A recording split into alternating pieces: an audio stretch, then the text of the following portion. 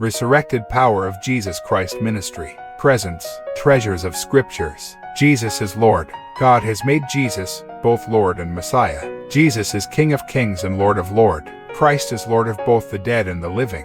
Christ is teacher and Lord. The theme from the treasures of scriptures for today is Love, Part 1.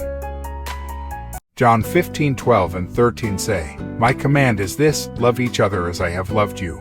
Greater love has no one than this, to lay down one's life for one's friends." Romans 12:9 and 10 say, "Love must be sincere. Hate what is evil, cling to what is good. Be devoted to one another in love. Honor one another above yourselves." 1 Corinthians 13:4 and 5 say, "Love is patient, love is kind. It does not envy, it does not boast, it is not proud. It does not dishonor others, it is not self-seeking, it is not easily angered, it keeps no record of wrongs." 1 Corinthians 16:14 says, "Do everything in love." 1 Corinthians 13:8 says, "Love never fails, but where there are prophecies, they will cease. Where there are tongues, they will be stilled. Where there is knowledge, it will pass away." 1 Corinthians 13:13 says, "And now these three remain, faith, hope and love. But the greatest of these is love." 1 Corinthians 13:2 says, "If I have the gift of prophecy and can fathom all mysteries and all knowledge, and if I have a faith that can move mountains, but do not have love, I am nothing." Ephesians 4:2 and 3 say, "Be completely humble and gentle, be patient, bearing with one another in love. Make every effort to keep the unity of the Spirit through the bond of peace." Ephesians 3:17-19 we read, "So that Christ may dwell in your hearts through faith.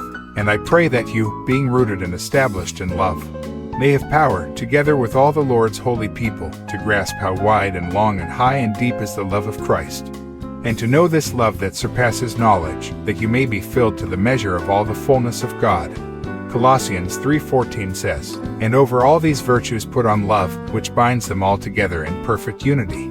1 Peter 4:8 says, "Above all, love each other deeply, because love covers over a multitude of sins." 1 John 4:16 says, "And so we know and rely on the love God has for us. God is love. Whoever lives in love lives in God, and God in them." 1 John 4:18-20 we read, "There is no fear in love, but perfect love drives out fear, because fear has to do with punishment. The one who fears is not made perfect in love. We love because he first loved us. Whoever claims to love God yet hates a brother or sister is a liar. For whoever does not love their brother and sister, whom they have seen, cannot love God, whom they have not seen." 1 John 4:12 says, "No one has ever seen God, but if we love one another, God lives in us and his love is made complete in us." Yes, God is love. Our love must be sincere. Let us hate what is evil, but cling to what is good. Let us love whom we have seen, then you can see God.